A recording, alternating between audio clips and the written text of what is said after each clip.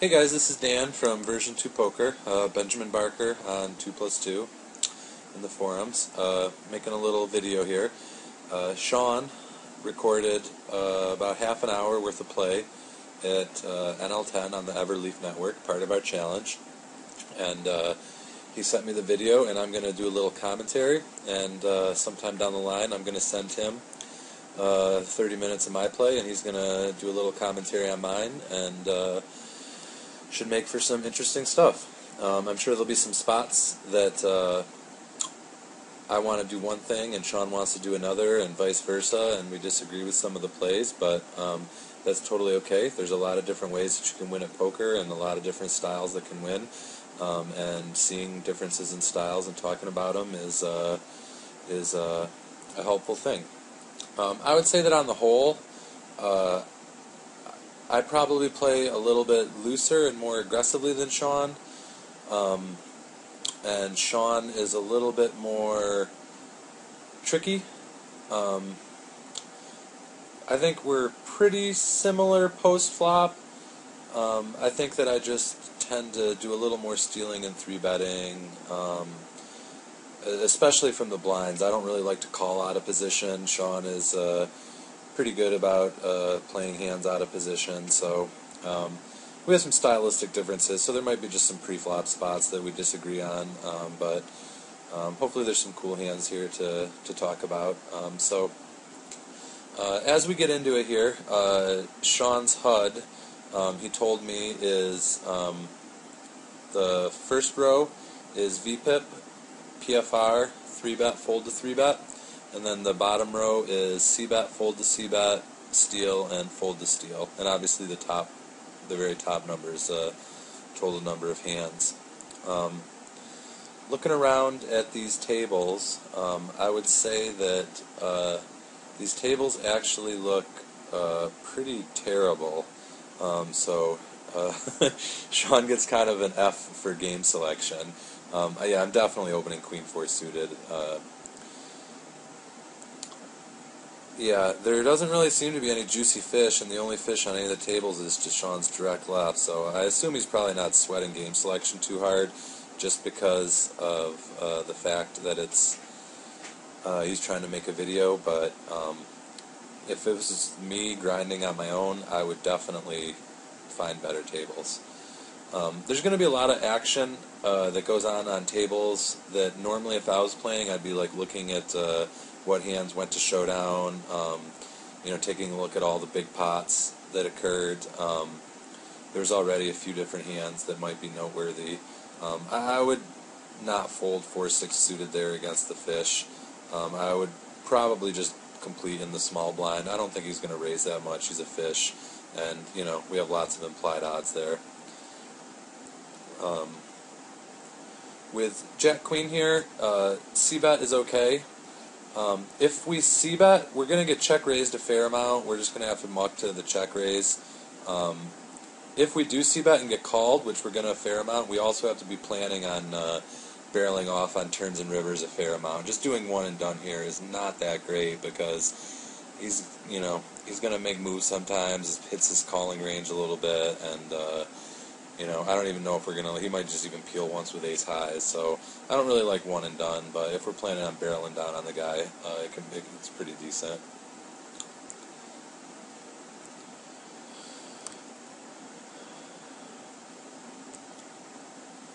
Yeah, and he does check raise, so I'm just mucking it here. Even if Sean's probably checking his check raise stat or raise C-bet stats, even if he has kind of a high raise C-bet, with Queen high, with Queen Jack, I'm not really looking to 3-bet bluff or float that hand. It just doesn't have enough going for it.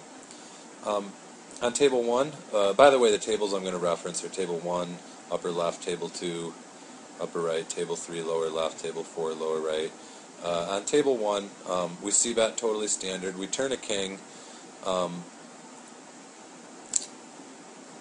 This sizing is okay. Obviously, when we hit the king, we're straight value betting here, and we expect to be good very, very often. And we're hoping to get called by either a flush draw or a 10 or some sort of pocket pair. So this sizing is okay in the sense that by betting kind of big, what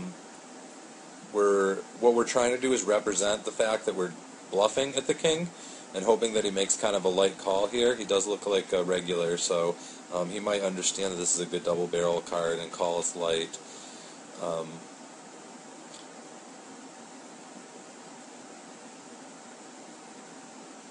Really depends kind of on the guy. There's a case to be made for betting smaller. We had the Jack of Hearts on the river, and this is kind of an interesting spot because this is actually a pretty bad card for our hand. We make the flush, which is great, but I'm actually would much rather see like an offsuit deuce than the Jack of Hearts, just because it makes it very hard for him to call. Again, the hands we're trying to get called by are a 10 or some sort of pocket pair. So it's going to be very difficult for him to call us on the river. So the Jack of Hearts is actually kind of a poor card for our hand. Ace-Jack suited against like 9 out of 10 players is a 3-bet button versus blind. This guy looks so nitty that I actually don't mind just calling here. Yeah. I think a call is okay just because he's such an extreme nit. And on table 1, Sean does opt to kind of bomb the river, and I don't really like it. I would probably go for the milk bet and bet a little less than half the pot. Simply because, again, I'm trying to get called by a 10, or some sort of pocket pair.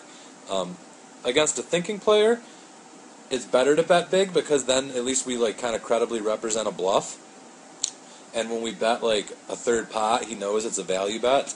But that's more of like something that you apply to tougher opponents with some, solid hand reading skills and that you have some history with at higher stakes. Here, I just want the guy to make a bad call, so I just bet small. Something like, I don't know, probably only really like $1.45 and just, let him call to the 10. I'll just fold this ace-6 for sure.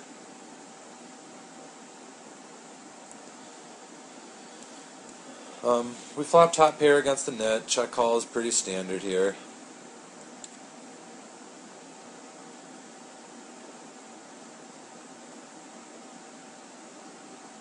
I don't really want to check raise and get it in. Again, he's just kind of a nit, so. We hit 2 pair on the turn. There's a case to be made for leading out on the turn. Just because he's a nit, if he's got a weak ace, he'll probably check back for pot control, but we'll call a lead. And also because he's a nit, he might check back a flush draw and take his free card. And again, where he'll call, like, he might call a 2/3 pot bet. So leading out is okay. Against most players, I like checking because this is a spot where they can fire barrels. But against a nit, I think that he's not really likely to like run some multi-street bluff. So against him, there's a case to be made for just leading out on the turn.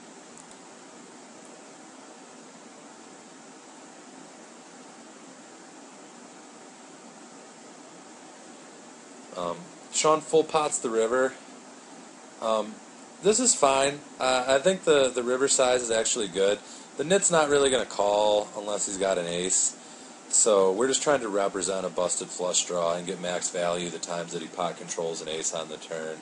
So I think bombing that river is fine.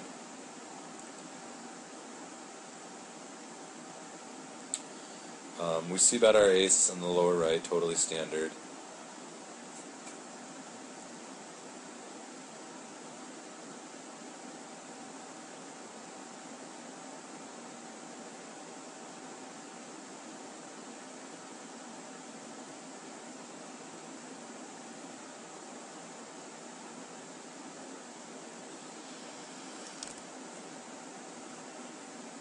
King 10 suited, completely standard open, get called by the fish.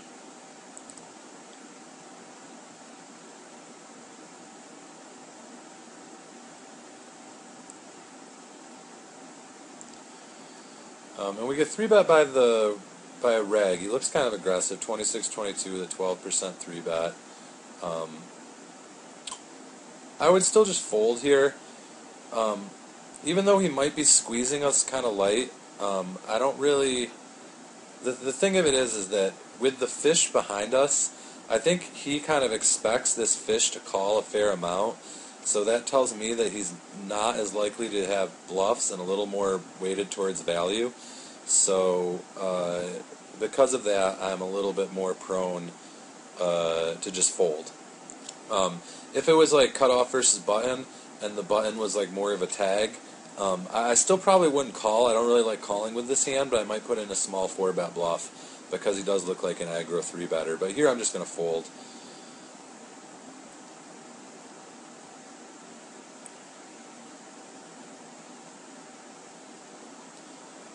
And the fish does call.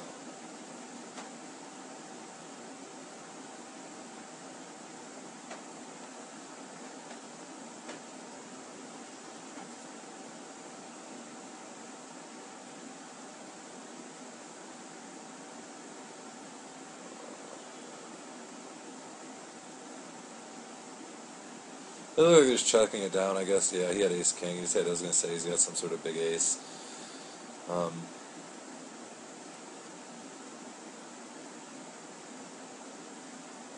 Ace-3, I'm just folding. You could 3-bet there as a bluff against this guy. I wouldn't really mind it, actually. It's either a fold or 3-bet. Obviously, you're never calling. Yeah, I don't know. Maybe a 3-bet would have been good there, actually, come to think of it.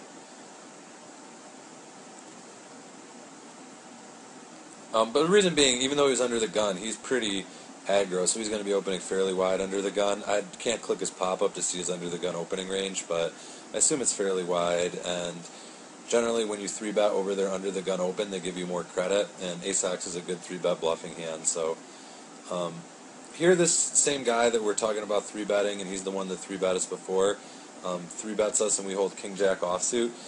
I will never call here. I don't really call any 3-bets out of position 100 big blinds deep. It's just sort of a general stylistic rule, unless I have some special reason to be trapping or whatever, or it's a super small 3-bet. But I don't really mind a 4-bet bluff here. King-jack is a good hand to 4-bet bluff with because we have blockers to ace-king, kings, and jacks. And we haven't really been tangling with this guy.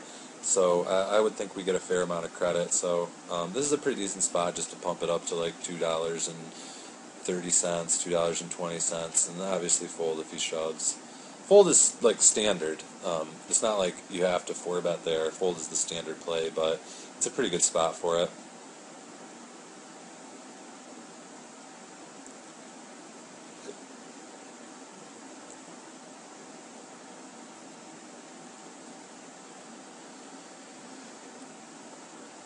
When you're playing at these tables full of regs, okay, now Sean's getting sick of this guy, so he's electing to go for the cold 4-bet bluff. This is the same sort of concept as the king-jack hand, so same sort of idea. I think it's fine. There's a lot going on here. The thing of it is, I don't know, I might have liked the king-jack a little bit better because the blocker to jacks is a little more useful than the blocker to tens. That's really not much of a concern. In that other spot, I think that he's a little more prone to 3-bet Sean light than he is to 3-bet this Petya light, just because Petya looks like a little bit tighter and a little bit weaker. So I don't think he's going to have as like a polar. I don't think he's going to 3-bet pure air as much against Pet as it will against Sean. So his range might be a little stronger here. But really, it's just like the same idea. It's the same thing I was thinking with the king-jack. This guy's 3-betting too much. It's time to, kind of draw the line against him a little bit and start to play back and not just let him, run over the table like this. So this is okay. I probably would have done it with the king-jack and then folded this one, but they're both like pretty decent spots.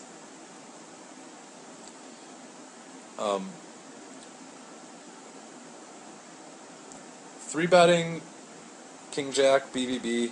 This is pretty good. I think a lot of people can just they mess up BBB a lot and they'll just flat out of position way too weak. So it's pretty standard 3-bet. With the king-10, I just go ahead and make a small c-bet. I bet very small. There's really no reason to bet big here. I just want to like make it look like I'm taking a cheap c-bet, and then hopefully he'll spaz out. And obviously, if he's got like aces or ace king or king queen that he made kind of a loose call with, we just coolered the shit out of him, and we get all the money. But this gives him a chance to like shove over with ace queen, ace jack type hands, because we might look kind of weak to him. And if I was bluffing, I would do something along these sides too. I'd probably, if I just had total air, I'd probably make it a little bigger, like, you know, 245, but I still wouldn't really be betting big here with anything in my range. He's probably got like 2 jacks, 2 nines, ace 10, something like that, and he doesn't really know what to do, and he just times out. Maybe he did have like an ace queen, ace jack, and was thinking about shoving, and just gave it up. It's hard to say.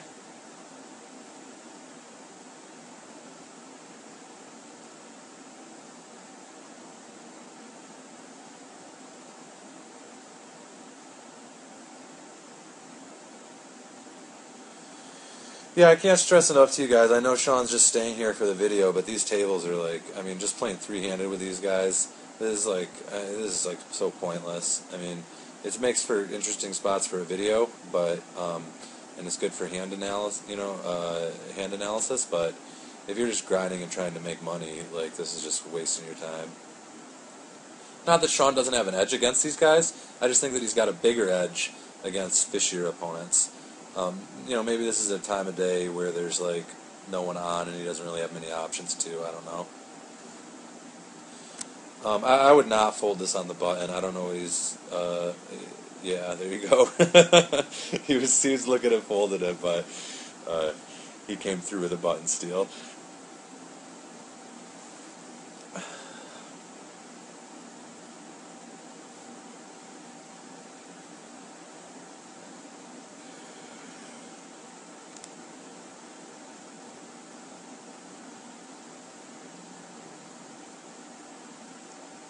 Ace king is obviously going to be a very standard open.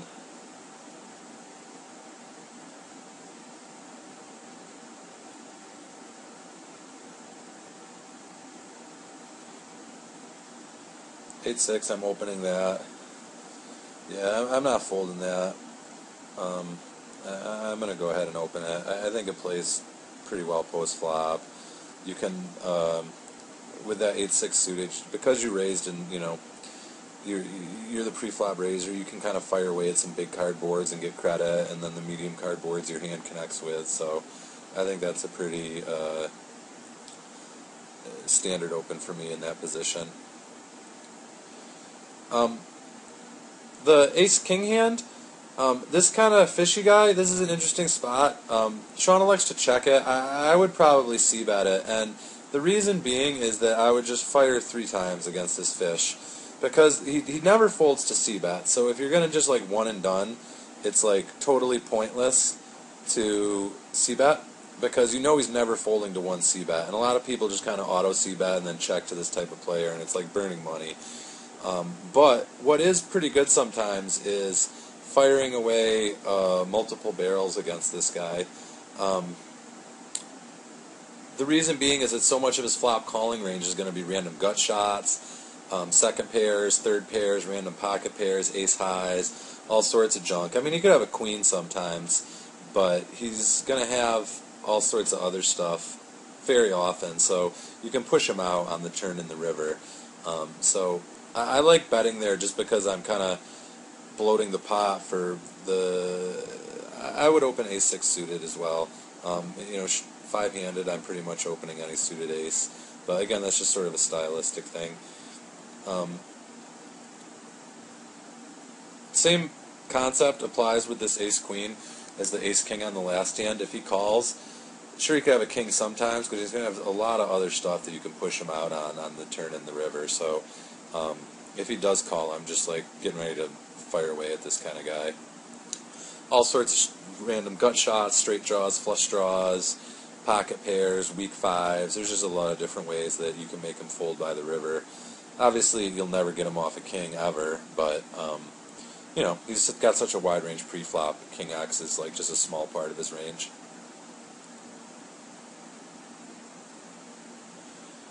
Sean's probably looking at a hand. There's probably an interesting hand they have. And like I said, trying to like talk and do the commentary and all this, I'm not able to really keep track of the hands that are going on between other villains. So I'm probably missing out on some like interesting reads on some of these guys that you know Sean might apply or I might be able to apply with my commentary, but I don't want to. Yeah, Sean elects to jam this. Looks like he's going for a jam. This is a pretty standard jam with Ace Queen. Sean had 3-bet him before BVB. I think just like the last time, this guy looks pretty aggro to begin with, so I think this is a very, very standard jam. The guy could be 4-bet bluffing. He could be 4-betting just like worse and then calling off bad. Who knows? Obviously you could have ace-king or queens or kings or aces, but given the dynamics, this is a very, very standard jam, and feel pretty good about it. I would probably jam ace-jack plus and pocket nines plus, something like that in this spot. I don't have any real reads on the guy. If I felt like he's capable of 4-bet bluffing, I could widen that up a little bit, just because I might get more folds and like jam over with like any pocket pair and maybe some suited aces. But just with the info we have that he looks kind of aggressive, we've come over the top of him before. I think that'd be the range I would kind of be going with in this blind versus blind spot. So Sean does elect stuffing it on him, which is totally standard. The guy looks like he's thinking about making a bad call. He didn't snap call, so obviously we want to get called now. Okay, he does elect to fold. With my ace-king, I'll probably squeeze a little bit larger than that, just because I'm out of position. I think I'd go to like $1.40. Minor difference.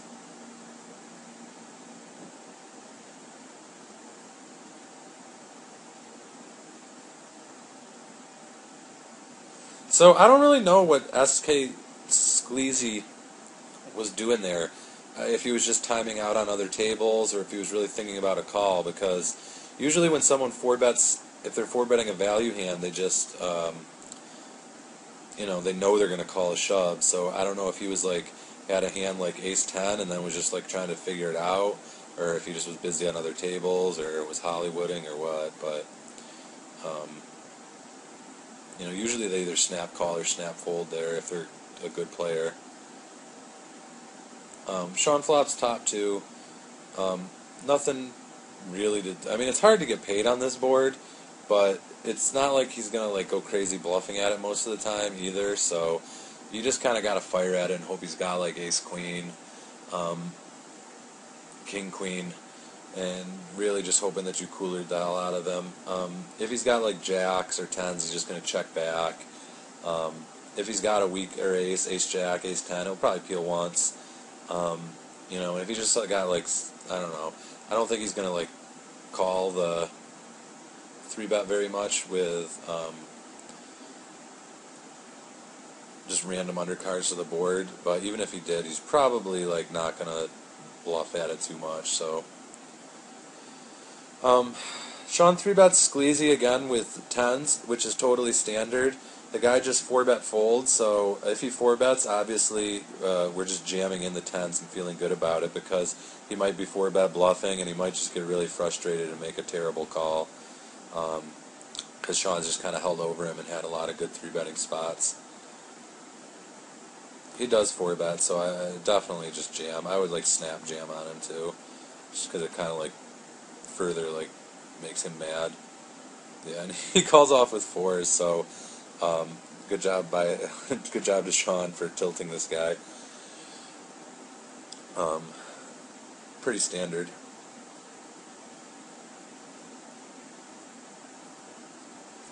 Sean folded a5 on the button. I would have definitely stole there. Maybe just because he's got other hands going and stuff, but even though it's only a5 offsuit,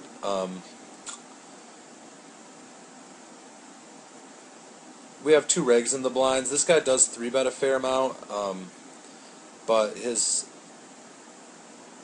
Sean has just his table stats up, so I don't know what his overall stats are, but on all these tables, his fold to steal's 100%. I'm sure it's less, like much less than that, because he 3-bets a lot. But they're both tags. They fold to steal a fair amount. We're on the button.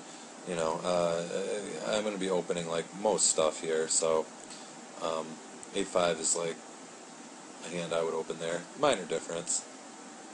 It's very close. 8-3 offsuit I would fold for sure. 8-4 offsuit I would probably even fold. 8-5 I'd probably open. 8-6 I like definitely open.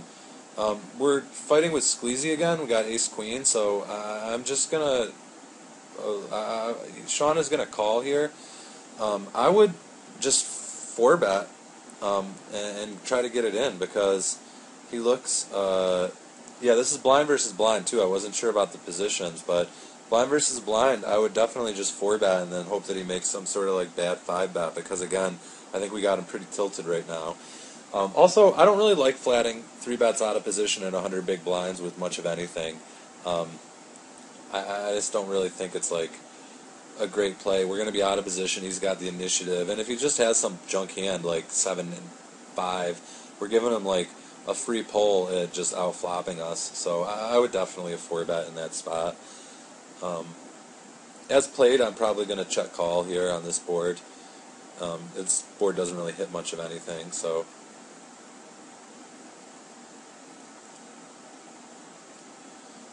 I'll probably just check call and then kind of reevaluate on some turns. Yeah, okay. I don't agree with how, I don't really like that hand at all. But everyone has different styles.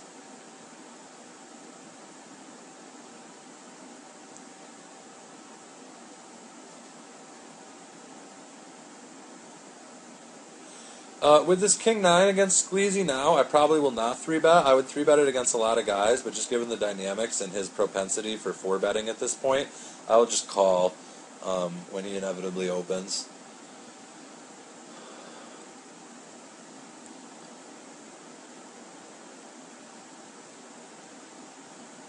I'll probably raise on this flop, just because I think he can continue with all sorts of worse. And I don't think he's in any mood to fold to us.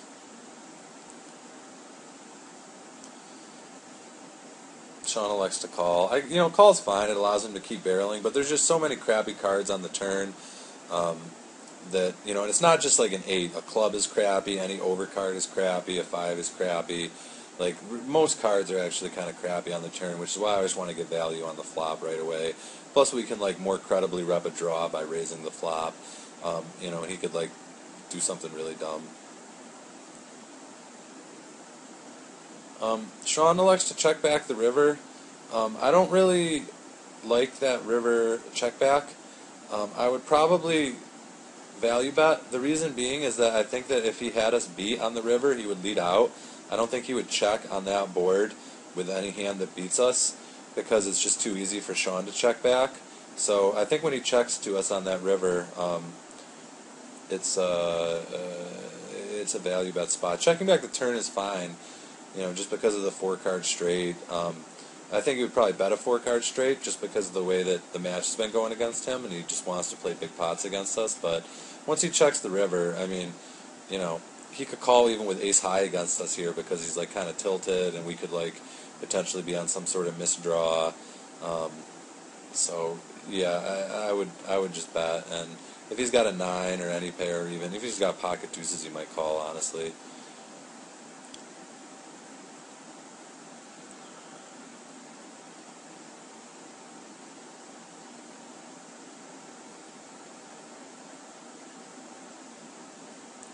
So for the most part, I kind of like all of Sean's plays. I think with the King-9 of hearts early on, I would have v-bet smaller on the river. I wanted to get in that ace-queen. We kind of picked different times for 4-betting versus the one aggro reg. I would have value bet on that last river, but these are pretty small differences. Sean is electing to start min-raising the button. I'm not quite sure what the rationale is there. I would just be sticking with 3x, especially with Skleezy on tilt. But min raising is, it's whatever. It's totally fine.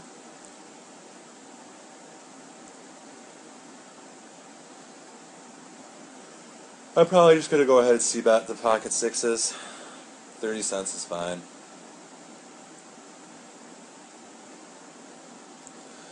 If he check raises, he's gonna be bluffing a lot, but I probably am not gonna mess around with it anyways. Just because sixes is not really the kind of hand that I want to be in there with. If I was gonna float, I would almost rather have like ace 10 to peel his check raise than pocket sixes, because there's actually decent turn cards and river cards for me there. Whereas with sixes, like, everything kind of sucks. And, ace high still beats bluffs, as does pocket sixes, so, I'd probably rather have an ace high than pocket sixes to defend against a check raise.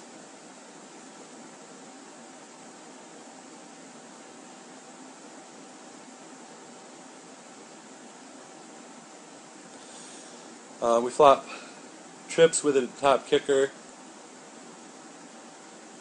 Standard c-bet, just kind of hope that he's got a 10 or a flush draw or a straight draw. No sense playing it slow there.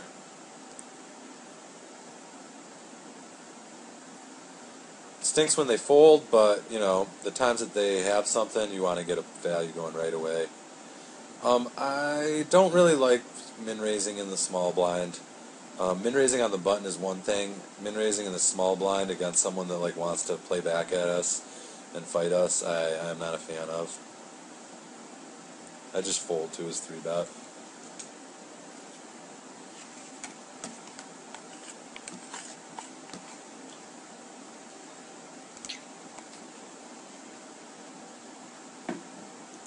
Again, Sean's probably checking some interesting hand history, but it's kind of difficult to focus on all these other tables while I'm doing the commentary, so I would open Jack 5 suited on the button. Sean elected to just open fold it on table 4 here. I know Skleezy's kind of a little bit tilty with us, but at the same time, I think just a suited hand on the button is a pretty standard open against tags. Also on table 1 there, I probably would, again, I think this came up once before,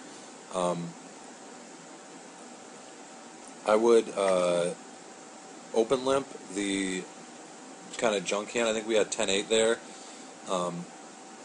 Yeah, Jack 5 suited on table 4, I would definitely come in for a raise, and 8-10 against this huge fish. I would just open limp it. The reason is I don't think that the fish raises that much. He's, got a huge gap between his VPIP PFR, so he's kind of cally. So I would just limp in for 5 cents. If he does raise, I'll just fold, but it's not like he's a tag. Open limping against tags is bad because they punish you, but against bad players, they don't really care. Okay, Sean is showing me this hand history, so I guess I should take a look. Skleezy opens 7-3 on the button, 7-3 suited. That's kind of standard to me. He flops 2 pair, so he c-bets. The other guy check calls. The other guy, what's interesting to me is the other guy, this SS Poker, did not 3-bet ace queen versus a button open and did not check raise or lead the nut flush. Skleezy turns a boat, bets again, and then value bets the river, and the other guy check jam. So I actually think that Skleezy played the hand totally standard, and SS Poker played the hand really bad. Sean was circling the 7-3 from Skleezy, but that seems like Skleezy played the hand totally standard and well, to me at least, and the other guy played it really bad. But I don't know, maybe he just wanted me to see the big hand, or he has different thoughts on it. Calling with ace-jack in this position is fine, by the way. I don't really want to 3-bet here against Skleezy, just because I don't really want to get my ace-jack in. BVB, it's one thing, because I'd 3-bet and then jam, but here, just calling is fine.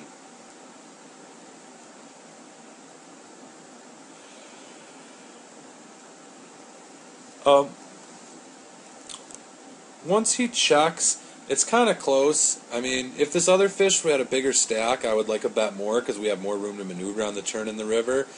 The problem is that this fish only has like $4, so it's a little bit too easy for him to peel, and then we just end up check folding a lot of turns. So I probably would have just checked the flop.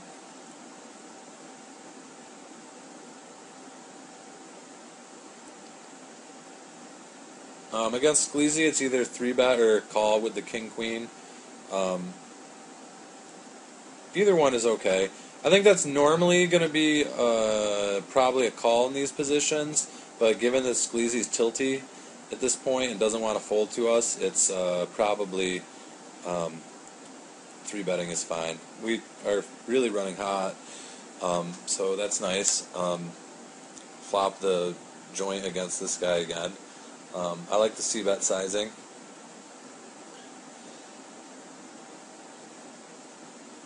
If he calls,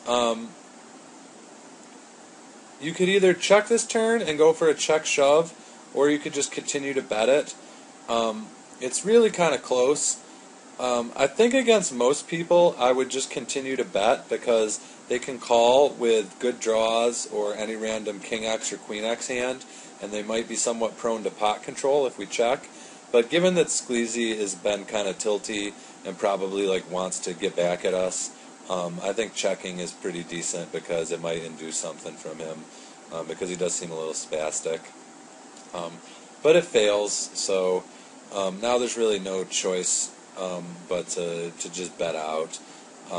If he just had, the reason being is when he checks back, I think that if he just had some sort of air on the turn, like a busted draw, I think he was probably going to bet that, or at least think a little bit more about it.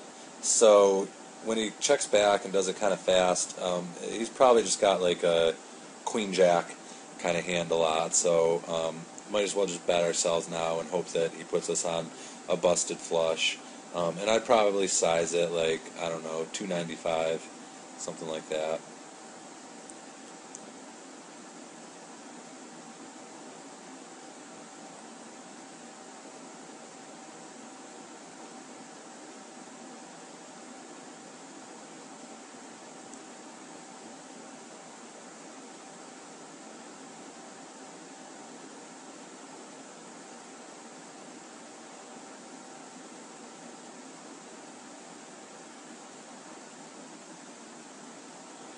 Looks like we got about 10, 12 more minutes footage to go here.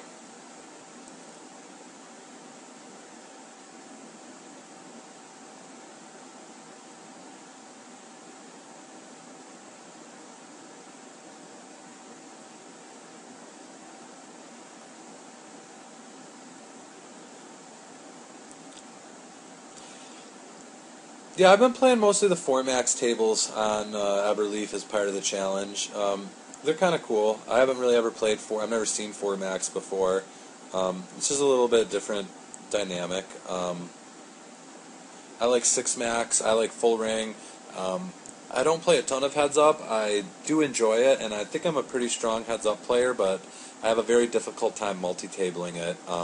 But to anyone watching this video, I would highly recommend that you spend some time playing, if you only play full ring, spend some time playing some 6-max, and if you only play 6-max, try some full ring games, try 4-max, try heads up a little bit, experiment with some different types of poker, because if you can get comfortable in games with different amounts of players and start to understand the dynamics of, full ring versus 6-max versus three-handed or whatever, and understand like how those games, why they play differently. I think it just helps your overall development as a player. It's all still no limit hold'em, and we are poker players after all. There's no sense like restricting ourselves to like just doing one thing. It helps with game selection as you move up, and it just helps broaden your skill set. Sean elects to call with the ace-10. Again, I'm not really a big fan of calling 3-bets out of position, so I would have opted to make a small 4-bet myself. this is something that Sean and I have like, and it's not that one of us is right and the other is wrong. I've read posts by very competent players that say that they never flat a 3-bet out of position at 100 big blinds, like in any circumstance, and then there's plenty of other guys that do and have success. But for me, I'm just more on the side that I 4-bet bluff kind of a lot. I also 4-bet wide for value, and just a lot of 4-betting is like my general strategy against people that are 3-betting a lot. So, I would have played that different. And Sean, I think we've talked about this plenty of times, and just different people have different feelings on it. So I probably would have 4-bet there. I think Sean probably would expect me to say that I would either 4-bet or fold there. And I would expect Sean to say that he would call there. So it's not like one of us is right or the other's wrong necessarily.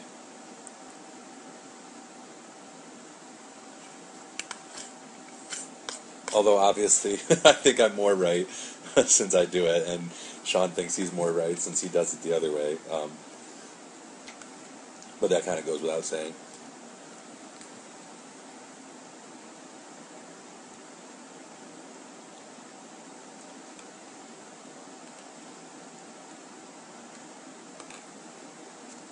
The main reason I don't like to do it is just because most of the time you just have to crush the flop in order to be able to profitably continue. With a hand like Ace-10, we're just not ever really like check calling as a float out of position in a 3-bet pot. We're not really ever check raise bluffing with pure air. We're just kind of hoping that like we flop something good and can either get like a good draw or like a pair, and we get to continue with the hand. And all the other times we kind of have to lose the pot. And to me, the times that like we flop an ace, there's times that we flop an ace and lose the pot. So it's sort of like almost like set mining, out of position in a 3-bet pot. It's for the same reasons I don't really like it. This is pretty standard with Ace Queen. These guys just only got a 15 big blind, so just jamming is fine.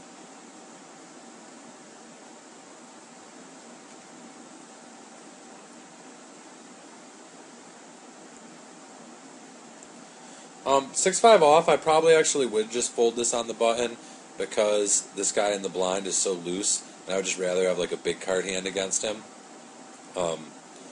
Even though I'm all about opening the button, against this kind of guy, I just would much rather have like, I don't know, some sort of like King 7 offsuit, because it has a better chance of making like a decent pair. And this hand like 6-5 kind of relies a little bit on like fold equity and semi-bluffing, and when you have someone that's like 63 VPIP that doesn't ever really fold much, it kind of takes away those opportunities.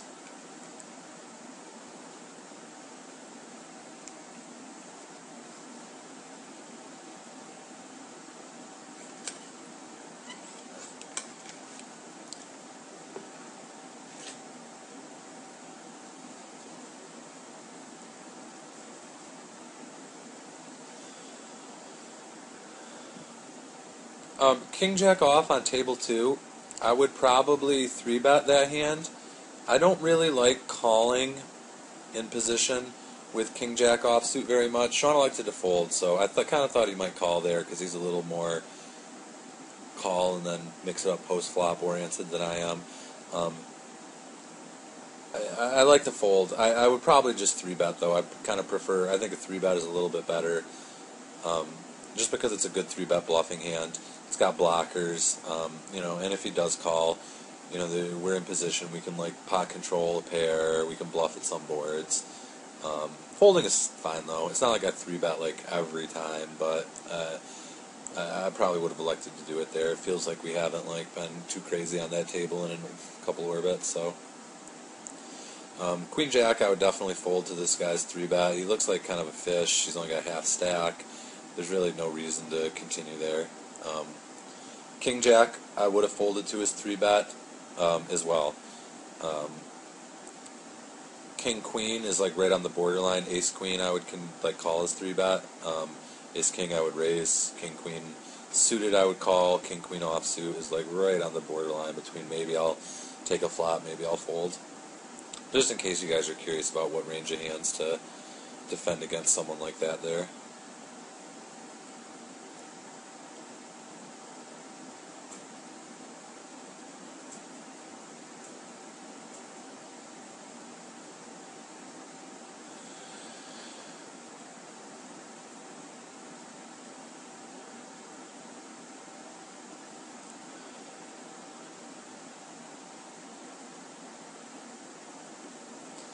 pretty standard fold in that position with 10-8. 10-6 suited, I'd also fold in that position.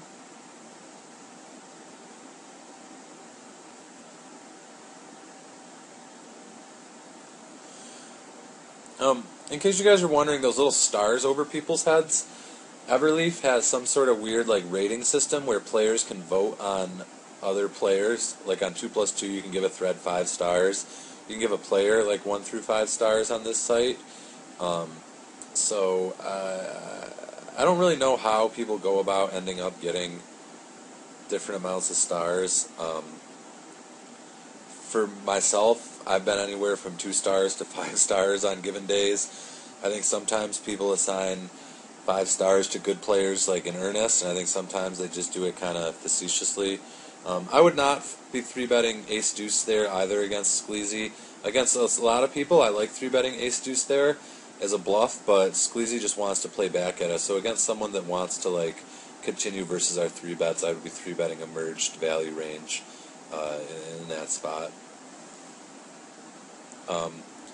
But yeah, about the stars, so it's like sometimes you'll see a good player with 5 stars and it's like the truth. Other times you'll see like a total fish with 5 stars and you can tell people are like giving it to him like sarcastically or whatever. So 7-9 suited I'd probably open, just because no one at these tables seems like that good. This guy in the blinds looks like he's pretty fishy, so I want to play against him, and we're going to be in position if he does call. And again, sometimes opening those kind of hands, if the flop comes big cards against the tags, you can like barrel off and represent, a strong big card hand. So there's a couple different ways you can win. But fold is fine. It's like right on the borderline. It's not like a standard open.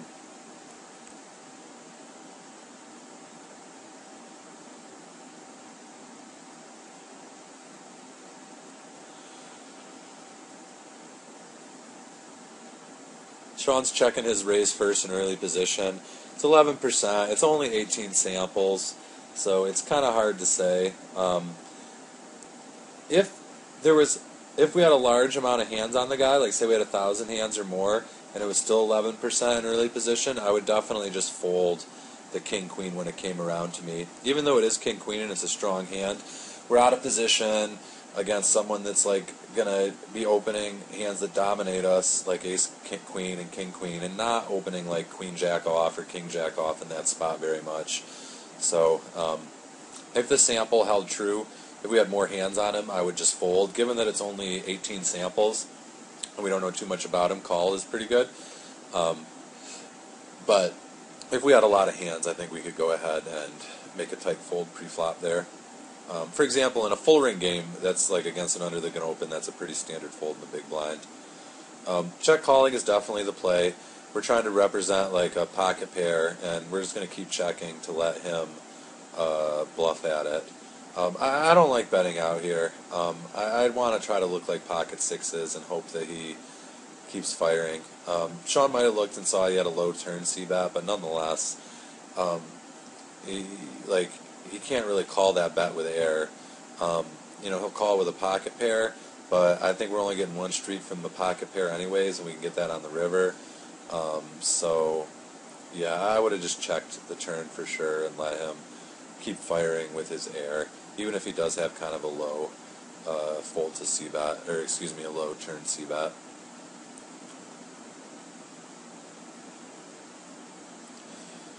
He did have jacks. I think that the king on the river was a really lucky card because he doesn't want to put you on a king. I think if it was like just a different card on the river, like on an ace and a queen, he's obviously never calling. But even on a low card, on a heart, I don't think he's ever calling either. And even on just some random low cards, I think he's a little more apt to fold his jacks there when the king doesn't pair. So I think even though Sean got 2 streets on that particular hand, in a lot of cases, he's only getting 1 street from jacks anyways. So that's why I like checking the turn, because I can still get my 1 street on the river, but I give myself a chance to earn more money from bluffs. It worked out for him there, but on the whole, I think checking the turn's a better play.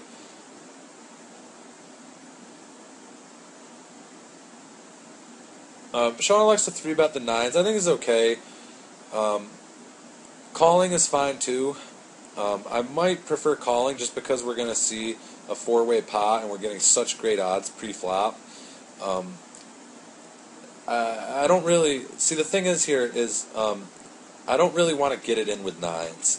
So if I was going to squeeze here, I would rather squeeze with like ace-9 because it's a total bluff.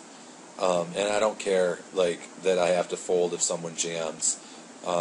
But if someone jams, like nines is going to have, like, against a jamming range of, like, queens plus and ace-king, nines is going to actually have, like, pretty good equity. It's going to have, like, almost 40%.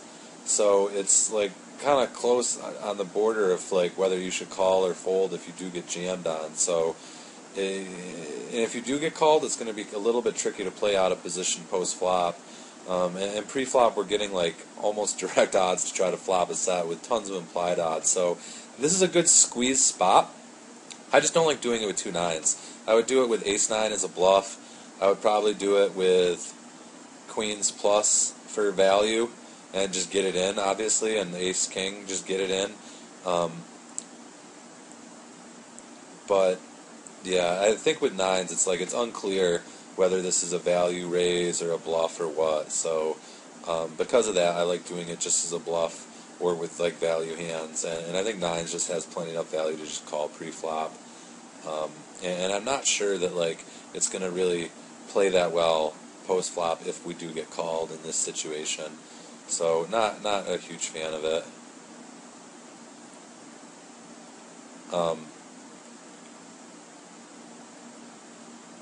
This guy does look like an aggressive four-better, but nonetheless, I just don't really think this is like a great spot to be jamming. You know, even if he's four-betting kind of light, it's it's just not really a great spot. You look really strong when you squeeze over the whole field there, so he's going to four-bet a little bit stronger in general as a result. And when he four-bets like this big, it's not like he can be four-bet bluffing. You know what I mean? He's like, if it's button versus blind and you make a small 3-bet, like, you know, it goes 30 cents to 90 cents to $2.10, he could be 4-bet folding. You know, we saw Skleezy 4-bet fold. When he 4-bets to $4, he's obviously never folding. Which is another part of the reason that I don't like squeezing the nines in the first place.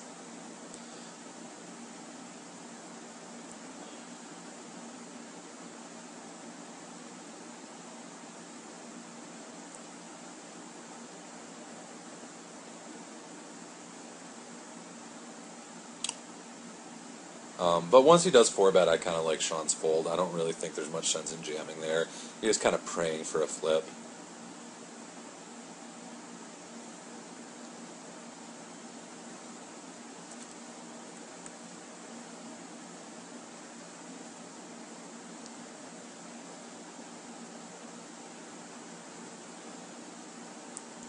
I'm getting close to the end of the video here, which is good because I'm running out of gas. Looks like a fish just put a real bad beat on this guy, who also looks like a fish. Oh, he's not a total fish, he's just a short stacker, I guess, but whatever.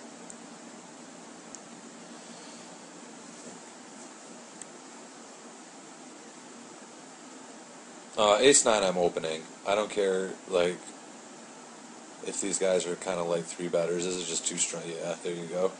It's just too strong to be folding there.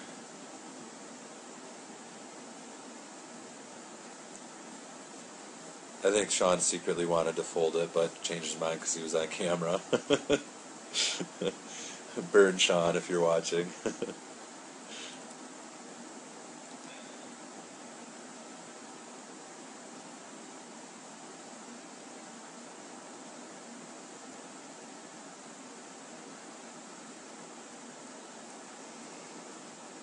This is a spot where, again, it's okay to c-bet if you're planning on betting the turn in the river, but otherwise just check now. The reason that it's okay if you're betting turns and rivers is because you can often take them off a 7-8 or a 10-9 or a Jack-10 type of holding by the river, and if they just have some sort of like random flush draw, you know, like if he's got like Queen Jack of Hearts, like you're actually value betting on the flop.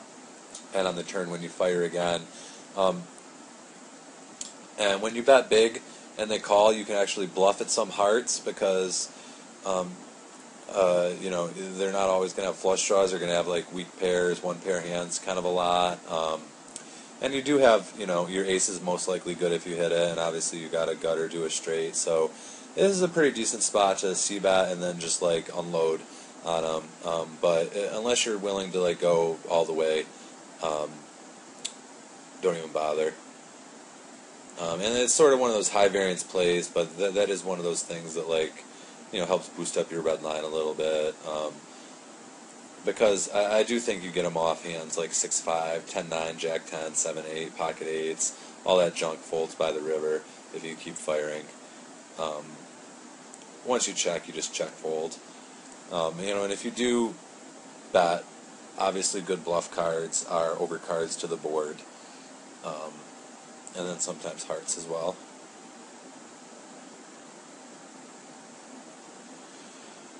I don't like this play. I don't like check raising here. It might work against this guy because, like, maybe he's just a weak player and doesn't really. I see Sean checked his stat and looked at his bet versus miss C bet was high.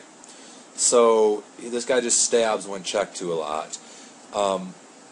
But nonetheless, this is a multi-way pot, so he's going to be stabbing a little bit tighter. And the thing of it is that, like, if this guy's any sort of hand reader, he'll kind of realize that Sean doesn't really represent anything here. Like, if Sean had a good hand, he would definitely c-bet it multi-way. If he flopped a set or a straight or a two pair or something, there's no way he's ever checking it in a three-way pot on a board this wet. So to a good hand reader, Sean just reps nothing but a bluff. This guy might be too weak to understand that.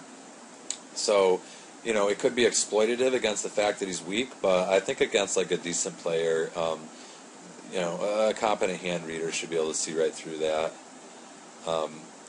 Now, this guy might not be a good hand reader. It's NL10. He's kind of got,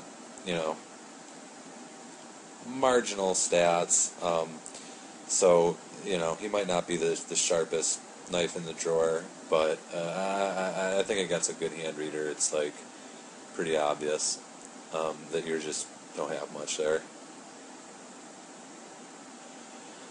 And then he turns the straight and checks. I don't really love this either. I would just bet small on the turn to let him to charge his flush draws, and let him try to put me on a flush draw, and make some sort of light call because he thinks that we have just overs and a flush draw. So I would bet the turn is played. I think he can check back one pair hands too often on this board. So I don't really like this hand. It's obviously working out. The guy's tanking. He's probably just got a flush draw himself. There's maybe he's just got a 10, or he's got two pair and is just trying to think if he should call with his two pair or whatever. But don't really. Like I said, I think on the flop it's against a good hand reader, it's just way too obvious. We're back at it with our old friend Skleezy. If you guys missed it, he opened on the button and Sean 3-bet and Skleezy 4-bet and makes kind of a big 4-bet. So I don't think Skleezy's ever folding once he 4-bets this big, but I think that ace-queen is just going to be ahead of his range enough that we can jam it in here. Against a lot of people, when they 4-bet you should throw away ace-queen because most people tend to not 4-bet very light. And when they do 4-bet, they just have queens plus and ace-king a lot. But Skleezy has shown that he can 4-bet fold, and he got it in with pocket fours earlier, so this is a very standard jam with ace-queen.